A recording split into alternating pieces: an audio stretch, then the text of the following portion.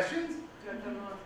We did actually have people submit questions ahead of time, so we were wondering if we could ask those and then maybe switch it to Sure. All right.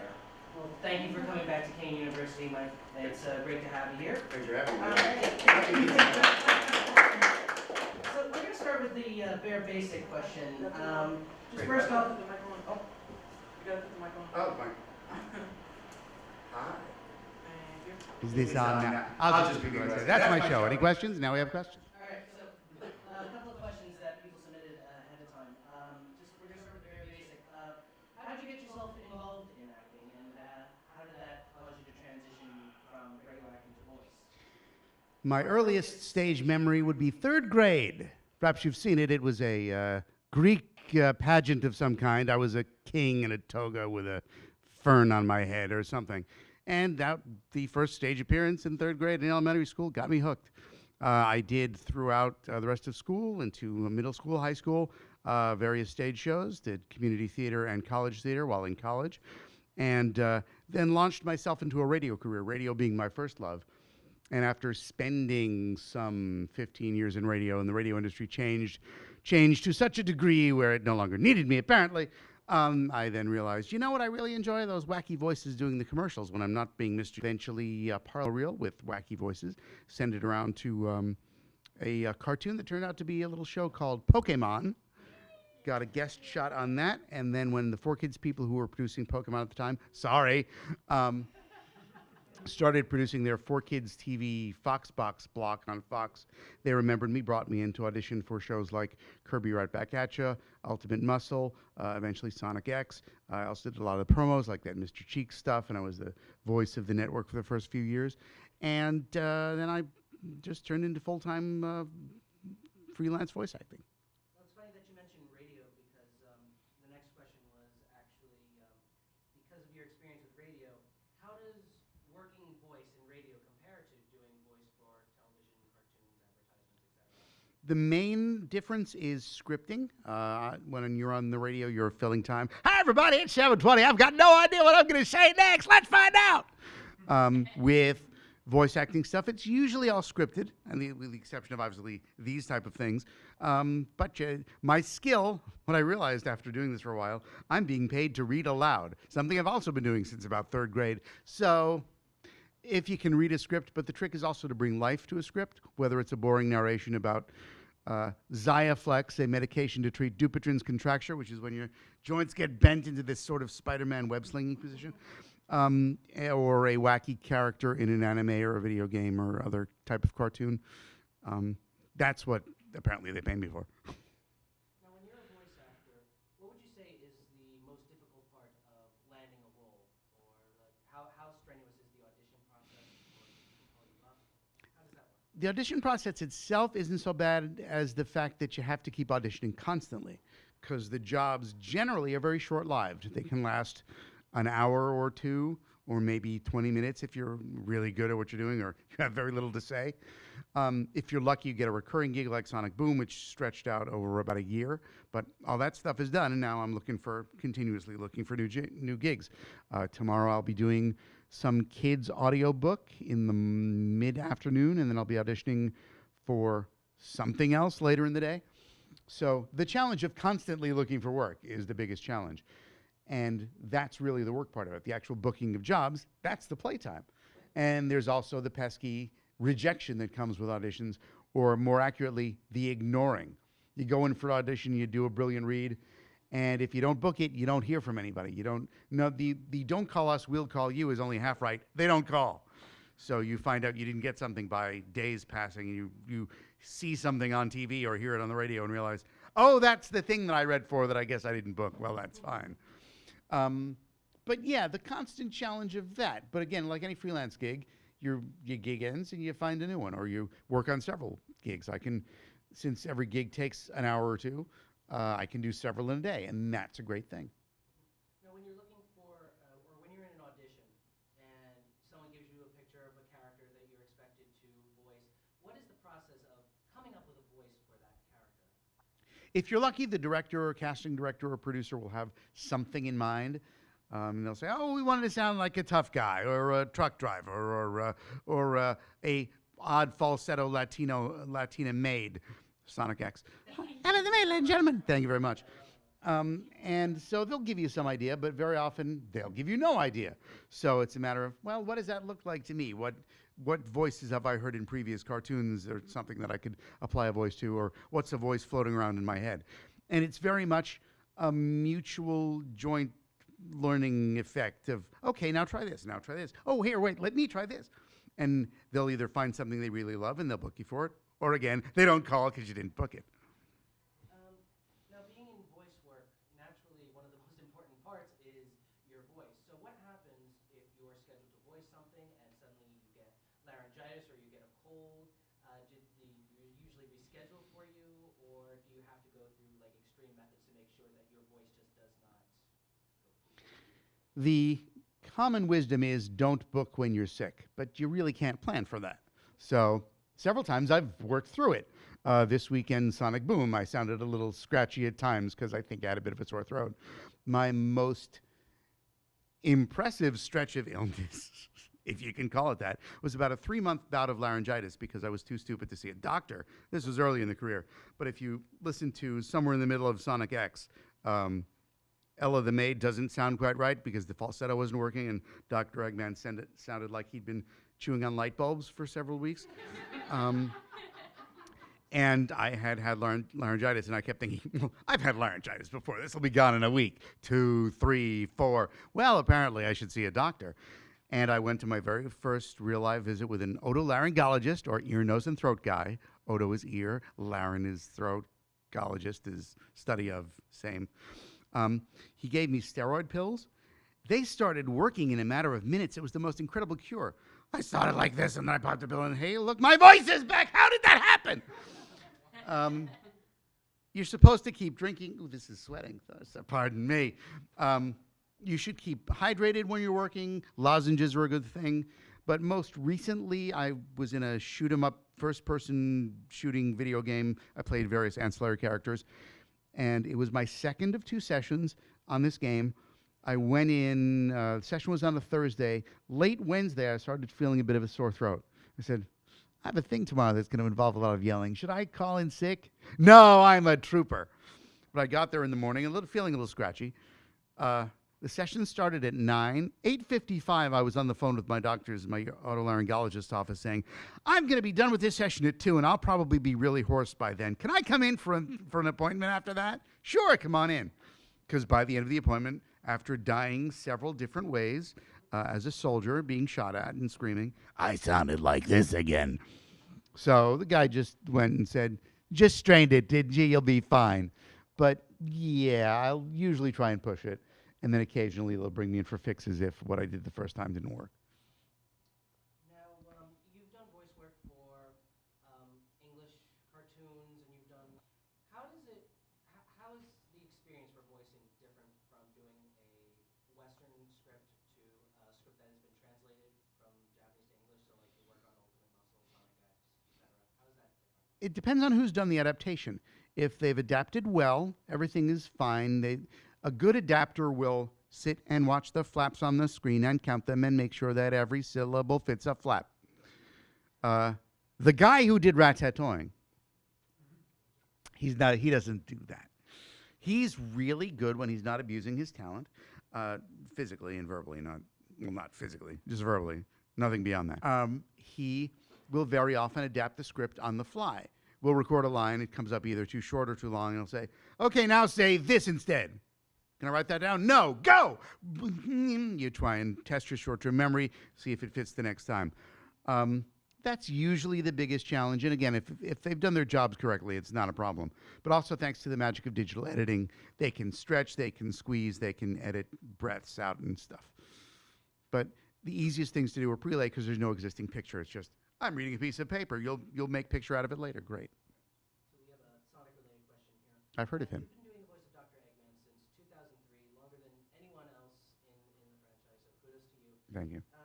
We were wondering, you did Sonic X, you did video games, and now you're doing Sonic Boom. How has your experience varied between doing the anime, then going from anime to video games, then going to Saturday morning cartoon? Experiences differ from one another. The first exposure to it was Sonic X. I knew very little about the character other than, oh, he's this guy, he's a villain, great, we'll figure that out as we go. In some cases, the producer knew almost as little as I, which he's received some criticism about, but we got through that. Four Kids was known for adapting stuff to an English-American audience, so they are, of course, known for taking out Japanese-related stuff, occasionally making mistakes with character references, but apart from that, the day-to-day process was fairly painless. It was actually a lot of fun. I was at the time working a day job doing radio syndication stuff, writing comedy and song parodies and other stuff. And then when I could sneak out of the office and do this, I did. And that was also fun on top of fun, except that my full-time boss was a bit of a jerk. But that's another matter for another time. We would go in, there would be a script, we would dub, they would be happy, I would leave. When the video games came in the first time, there was no big fanfare about it. It's just, hi, we need your, it was a weekend booking, I recall, because they had to fly the Sega people out to meet us in New York. And they said, we've got a weekend thing, it's a game, and it's a Sonic game. Oh, cool, more work, great. We did the Sonic games, it was okay, that was fun. Shadow the Hedgehog, I believe, was the first. There was not any tremendous difference. The biggest difference came with the dreaded Sonic 06, mostly because of the redesign of the character, which didn't make a big difference for me, except that the tone of the dialogue was much less comedic. The quick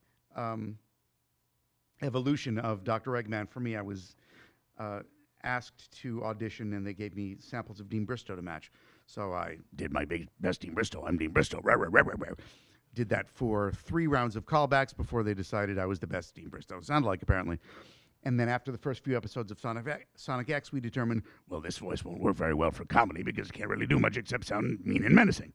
So I was given the reference of Martin Short's Jiminy Glick character, who starts up way up high and then goes way down low, which is why Dr. Eggman has all the peaks and valleys in his voice. When Sonic 06 came along, it was really, ooh, there were like death threats and weaponry. I guess we can't be all highs and lows and happy and peppy. So we went back to a little more of a menacing approach. When the big recasting came in 2010, that was most interesting because I'd been doing Sonic X in the various games until then. And one of my West Coast representatives, not a very good agent, but she was there, a manager, and she called one day to say, yeah, I have this audition for you. It's for a character that I think you've done before, a Dr. Eggman. Yes, Dr. Eggman. I thought I was still doing that. Well, apparently not. And they were re-auditioning. So, well, isn't that interesting? I guess I should try this again. So I re-auditioned. It was an at-home audition. I didn't know what else to do other than what I had been doing for the past 7 years. So I said, look, I'm doing the same voice I've done. I hope you like it. Bye. And apparently they did, because they brought me back for Colors and then Generations and finally Sonic Boom. The big difference between the two, the before recasting and after recasting, Sega came to us. 4Kids, Sonic X was all done at 4Kids, no Sega involvement, at least as far as the actors saw. For the games, Sega people flew in mysteriously under cover of darkness. Not really, but hi. No one really introduced themselves. Just, hi, I'm this guy. I'm from Sega. Ready? Go. Great. And then we went off on our merry way, and so did they. For Sonic Colors and Generations, after the recasting was apparently successful and they called me to work on Colors, I went into a New York studio. Everyone else was in L.A., and we were just recording. Games were recorded separately generally, so I didn't know anyone was there except for the director, who I'd never spoken with before, some producers and backstage people who I had spoken with before. And my first question after the initial pleasantries were out of the way was, so am I the only one from New York?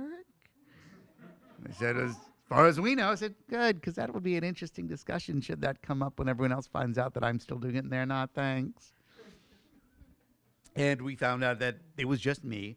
I heard a bit of playback of Jason at the time, or not, Freudian slip, of Roger Craig Smith at the time doing the new Sonic voice, which otherwise there was no reason for me to hear, and a little bit of the Tails voice. And said, oh, those are the new voices. Great. I'll just keep doing what I'm doing. You let me know what you need me to do. Thanks. They did. Same thing for Sonic Generations, which was next. Again, nobody met anybody. And then Sonic Boom happened. The next time I was called in, it wasn't. They didn't tell me what it was for. It seemed like just a cut scene. It turned out to be that opening Sonic Boom scene that you had seen. And it was me in a New York studio again. Some other guy with me who I didn't know who he was. Turns out he was Sonic Boom co-producer Evan Bailey, local resident. So he took time out of his busy schedule to come and watch. The lovely director Jack Fletcher back in LA, who'd been doing Colors and Generations, didn't know what it was for still, but I recorded it thinking it was a cutscene. And it was also an ISDN fancy high-speed digital patch back to LA with Roger Craig Smith on the other end too. And we never really worked together or spoken in real time, but we knew who each other was from seeing ourselves in games. And we said, oh, hi, how are you? Don't know what we're doing. Let's just do it. Great. We did the opening scene, and then a couple of business trips out to LA to meet the rest of the gang, which also never happened before. And that was for the workshopping of Sonic Boom. They had us working on some other episodes, just messing around to see what we could do.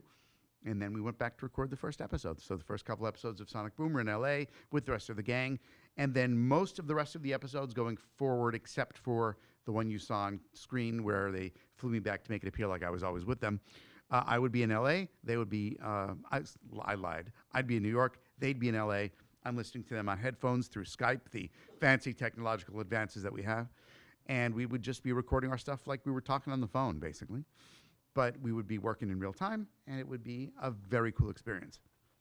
So, between Sonic X, the video games, and Sonic Boom, which would you say has been your favorite experience voicing Dr. Eggman? Which have you had the most fun doing Eggman? I hate to pick favorites, but I'd pick the new Sonic Boom, just because we're all working together. It's really smart, clever comedy, which I love, and it's written with me in mind and with my strengths in mind, so they know that whatever they write for me, I'm going to deliver it the way they want it to, which makes me happy and them happy. And just seeing it on TV, and it takes about a year to a year and a half after each episode is recorded till the time it's fully animated, just seeing it on TV and saying, wow, they made that out of what I did? That's really cool. So Sonic Boom I'm incredibly proud of. Out of the episodes that have been released so far, what would you say is your favorite episode of Sonic Boom? I don't know that I can pick a favorite. I love them all. They're like children to me.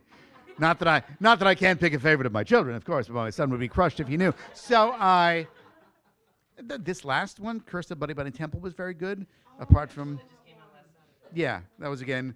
They could have waited until, well, correction. I should have waited till my voice was less scratchy, but the performance was good. So yeah, but we're almost halfway through the 52 episodes. There are some gems coming up soon. So, when you're a voice actor, as you said, you've had series where you've had to voice multiple characters. Now, if you're in a situation where maybe two or more of your characters are in the same room at the same time, do you usually record all of your character, like all your lines for one character, and then switch to another, or do you just go in one take in one go? Usually to give better control, especially if it's something that's going to be dubbed, they'll scroll through on the screen each character one at a time.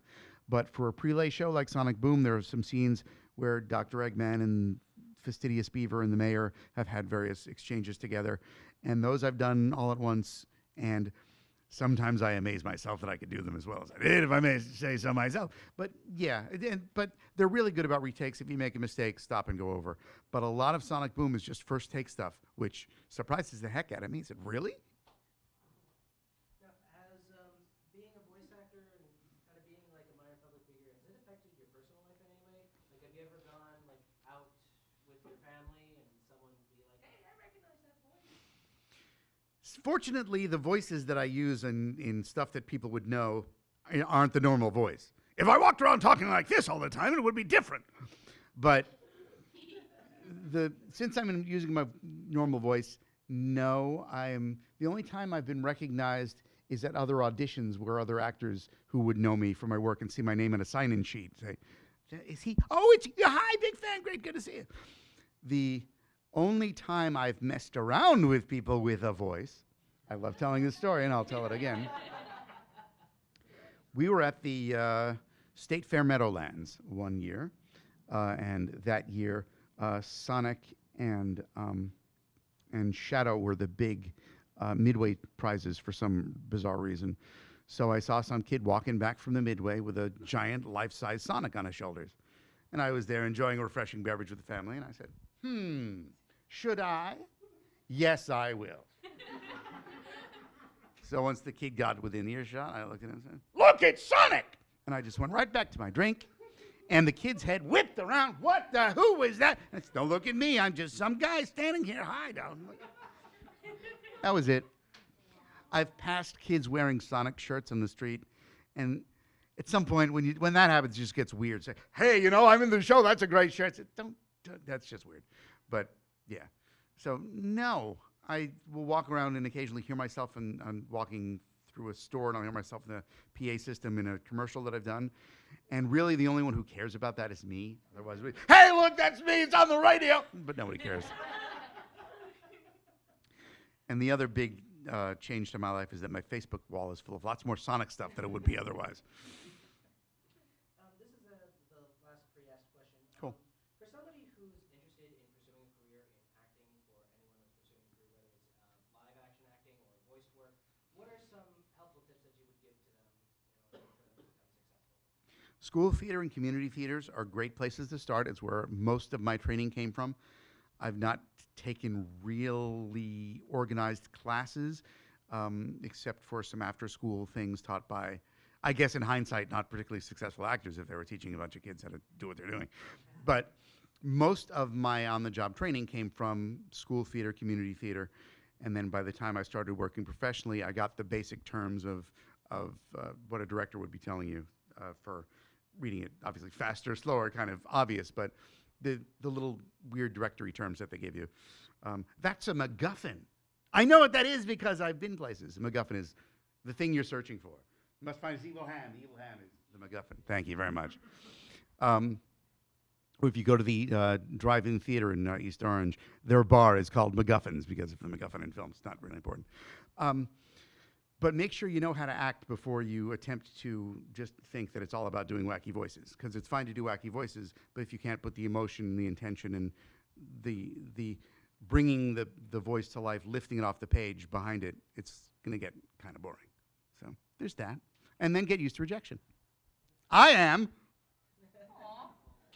Part of the gig. You can't book them all. You can book more than you do, but you can't book them all. Well, those were the last of the pre-asked questions, so if anyone else has any questions at all. Cool, please, question. What was it like working on Yu-Gi-Oh? It's any gig is better than not having a gig. I guess the most memorable thing about Yu-Gi-Oh is the confusing part of the rules, because if you don't play the game, you have to sound like you know what you're talking about, at least for the duration of the session. And the director's there to make sure that if you're saying what is otherwise nonsense to most people, sounds like it's not nonsense.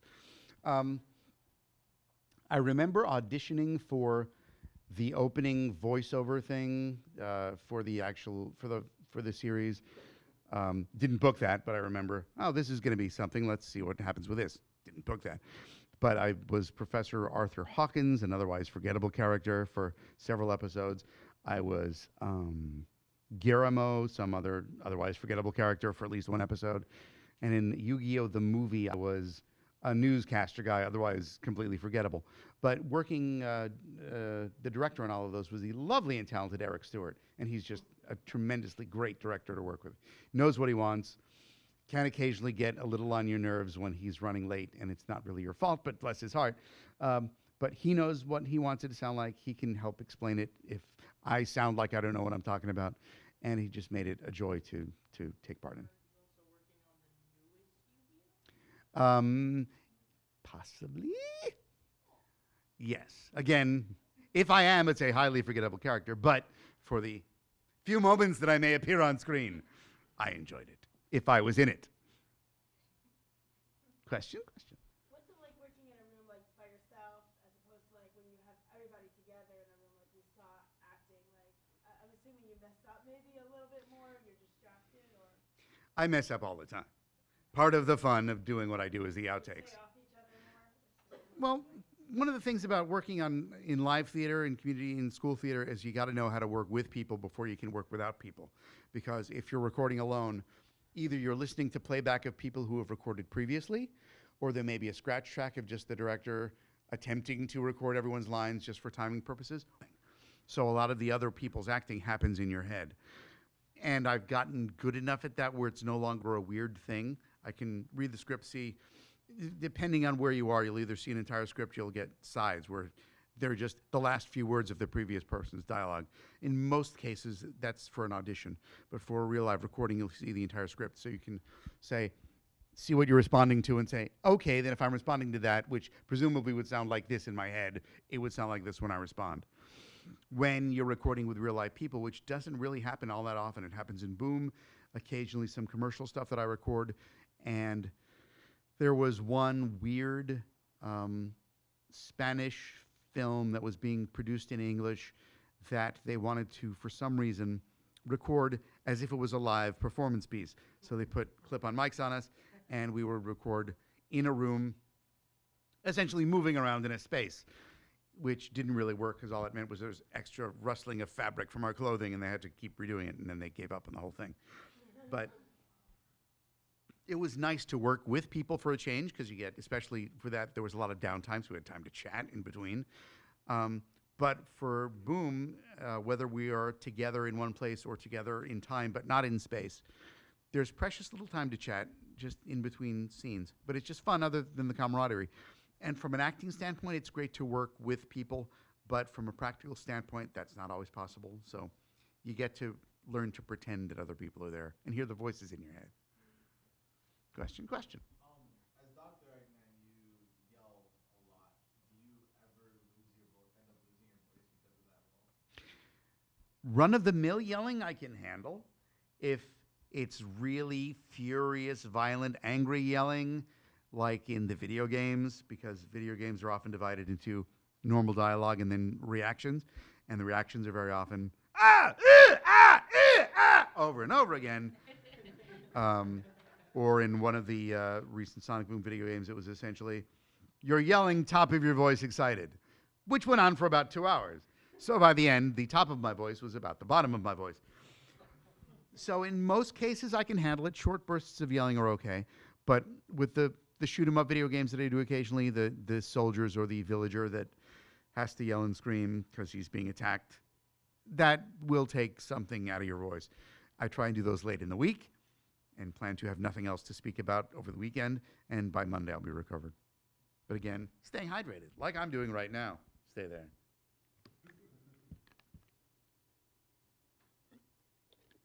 Questions? How did you first get into the anime industry? That came, it was all about networking. Pokemon was the first thing, if you count that as anime, which, depending on the level of editing, you may not. But that was the first response to my demo reel. The second response to my demo reel came from Michael Sinter-Nicholas at NYAV Post for a thing called Demon Fighter Kocho, an otherwise forgettable OVA. But he ended up doing more stuff and had me be part of it. And then he recommended me to all of his studio friends who were doing other. Although there's not much anime happening in New York anymore, Media Blasters is doing more New York-based stuff again. And once I found out other people, Facebook friends, were doing stuff with them. And I said, who are these people? Oh, this is a studio. I should contact them. I sent them a demo. They said, oh, we've heard of you. Come work for us. So I've done more stuff with Media Blasters. But that was a lot of networking. The commercially stuff that I do that tends to come from agents or online sources, but the anime stuff is pretty much all the result of networking. Question. Any fun bloopers you want to share, like where you said something and it just like came out really wrong? Well, let's see. Or that you did together in a room with some people? There's one that I have here handy. I don't have the original thing, but it's a boring narration about loan factoring. And again, you've already lost interest, I can tell. But when you do that for hours on end, there are going to be some outtakes. And if you're lucky, the guy at the studio will put them together for you into this. Thank you all for joining us. This is the third module of Pi Emergible. What language shall we speak today? Well, loans are being factored and underwritten. Stop it. Underwriting process, hello. I'm the retired Robert Walters. I don't know what language I'm in. Yay! I have spoken English for a longish time. Seaside soundtracks. Is dear? Hey, you. Hi, everybody. I am the Harold one. Hi, everybody. Some Einreiters, they're Bergen. Swipe keyboard. Whoa! Hey, I'm seasick. LexisNexis, it's fun to say. Unless you're a tech company with a visionary future. Unless you're some Google. The fire brigade are coming. Thank you. You're a blockhead. Where it starts out one way, could go a different way. I take the wrong way. You were dreaming about loans. I'll take a moment. Okay, we're back. This space intentionally left blank. That's the same problem I had before. It's the last 4 words, you idiot. Please complete our evaluation. Thank you. Thank you. So that happens.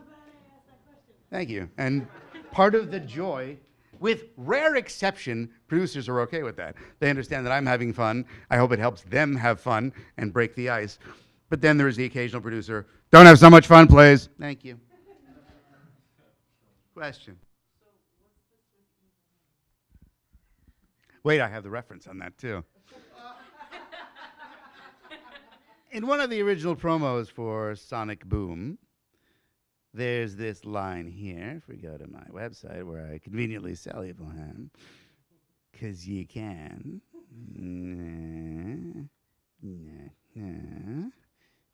Evil Ham.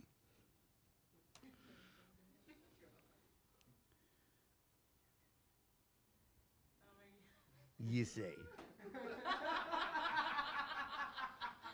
be back with a new robot who has super laser eyes, and he'll feed me ham. Evil ham. So you see, the internet latches onto such ideas, and the way my mind works, with its constantly looking for things to parody, Evil Ham brought me to the subject of Underwood deviled ham. You know, if you take a can of deviled ham and just white out the D in the ED, it spells evil ham. So I have some $5 if you want a signed can of evil ham, it's yours. So it's just a thing. I didn't, when we said that line, which was during the opening, again, one of the opening early sessions, didn't stick out with any brilliant longevity to me, but apparently the internet thought otherwise. So, okay, I'll play along. That's Evil Ham. Thank you. Questions, questions, questions.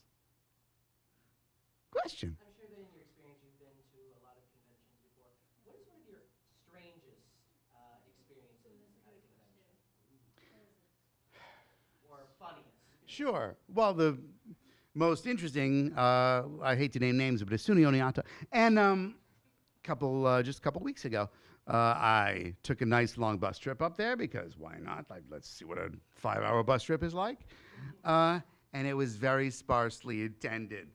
I had 2 panels. The first one, comparable attendance to this one, which is fine. This is a healthy turnout. The second panel, no one. It was me and the organizer of the convention sitting in a room for an hour. So when the panel was due to start, I started playing the playlist so he could watch stuff. And then the playlist ended, and we were still just sitting there. So I brought up some Sonic Boom episodes on the Cartoon Network website, showed him some episodes of Sonic Boom, which I probably couldn't do otherwise because it's public performance. You can't do it. And then we just sat around, and some people wandered by for autographs after the panel was done, but otherwise it's, okay, I'm here. The bus doesn't leave for another 2 hours, so there was that. I think that was the oddest convention appearance. The oddest non-convention appearance, and this person has just recently gotten in touch with me again on social media, so I won't give too many details. If people want to meet me in the middle of the day and I'm not busy, that's fine. So as this person was reaching out on social media and wanted to meet me and said, you know what, fine. I've got a session on some afternoon. Come and sit and watch me. I'll be working at Starbucks because I've got a session here, and then something in the middle. I've got to do some work. So come and watch me type on my laptop. I'll buy you a coffee, which she did, which was fine. She sat, she watched me type. We chatted. It was lovely. Time to go. Got to go to do a thing at 4 Kids.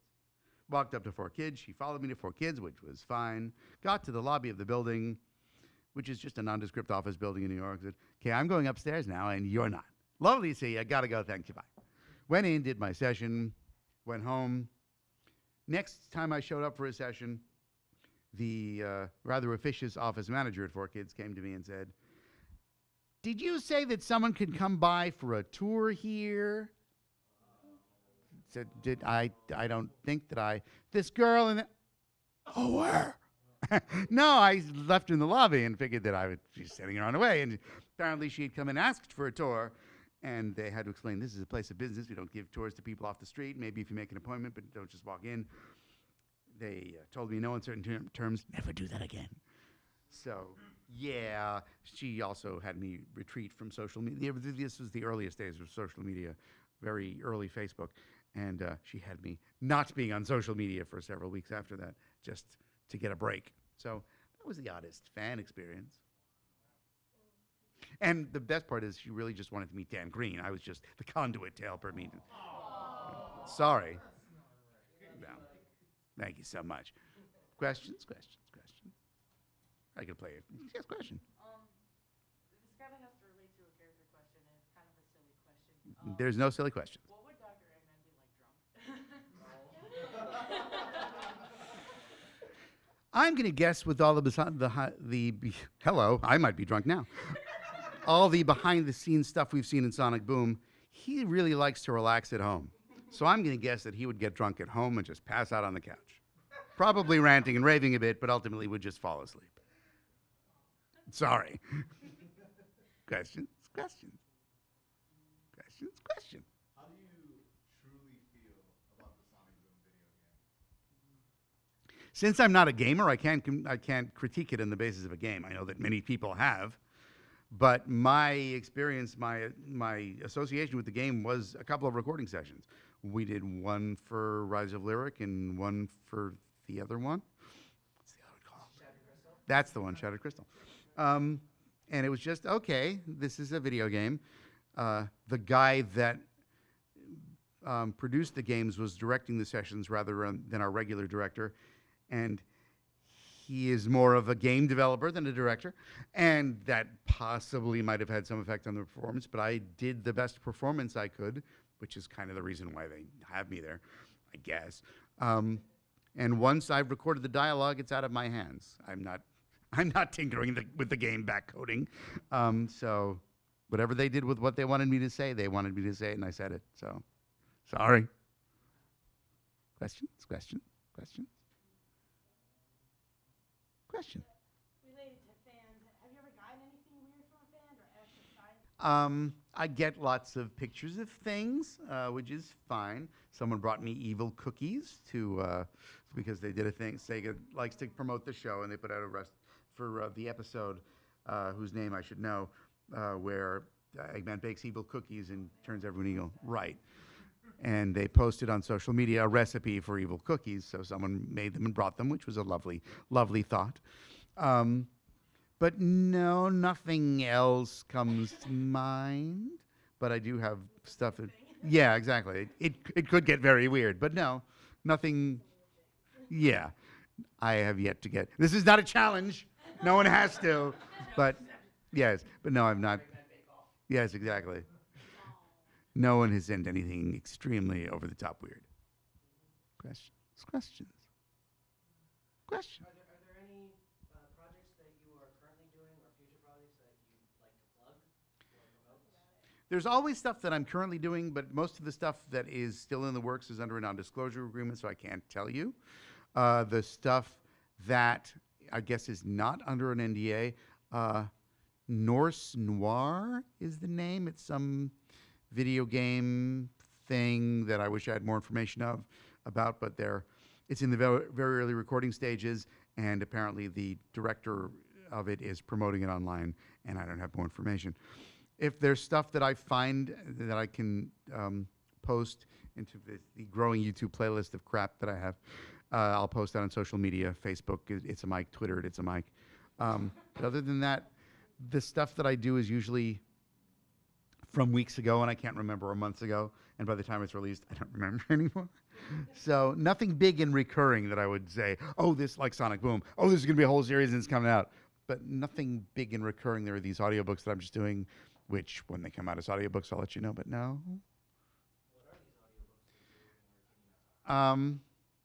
They didn't tell me that I can't not talk about it. It's, hang on, I have to look at the name. What am I doing?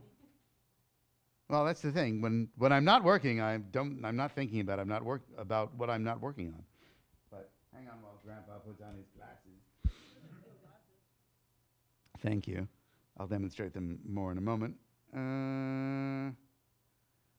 It's called something about bats. Wait. Bats in the Band. It's a kid's book about a bunch of bats who, the book is already out, I guess, I assume. I should probably check that. If the book is not out, don't forget I ever mentioned it.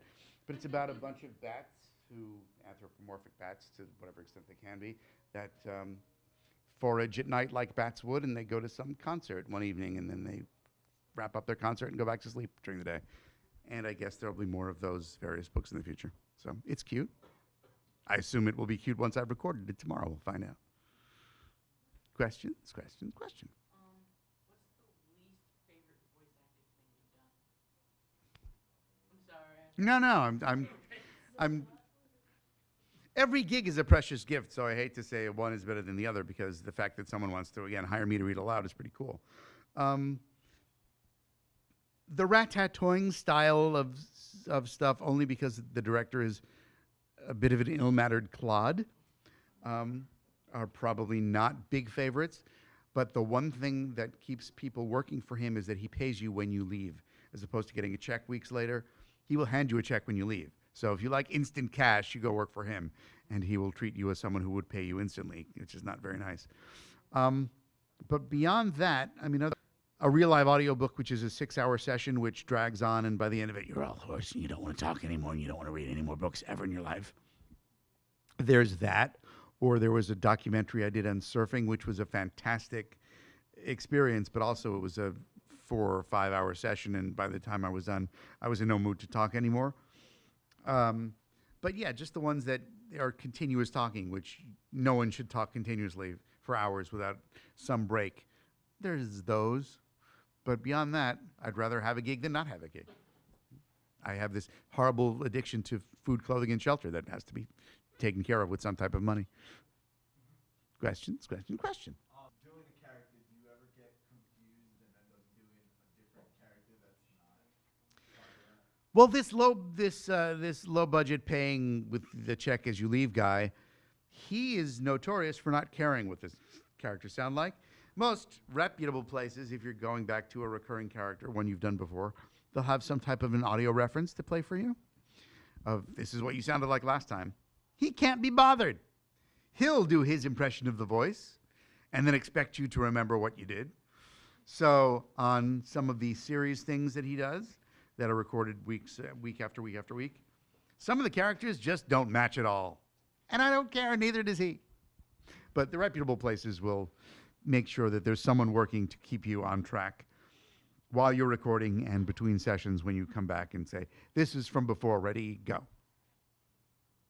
But again, quality is what you make of it. Questions? If you were the real life Dr. Eggman and you had to have 2 henchmen, would you pick Orbot and Cubot, or would you pick Boko and Deco? That's an interesting question. Obviously, I've worked longer so far with, or at least with the people behind Deco and Boko. But Orbot and Cubot are being fleshed out in a much more interesting way. Sonic X, as lovely as it was, there was not really a lot of depth going on, not a lot of layers to the onions of the character. But the brilliant comedic minds, we have a team of writers on Sonic X instead of just 1 or 2 guys. They are able to mine the characters for much more interesting stuff. So I'm going to say Orbot and Cubot, if possibly not the greatest bots ever invented, have much more interesting dynamic personalities. Cool. Questions? Then we can wrap it up and go for some signing of stuff. If you'd like stuff signed, I have stuff here. And I can play more stuff in the background for you, because why not? But there's pictures. Pictures are free, or I'll sign what you have. Evil ham, $5, please, because ham is not free. But it is evil. Let's play some of this stuff in the background, because we can.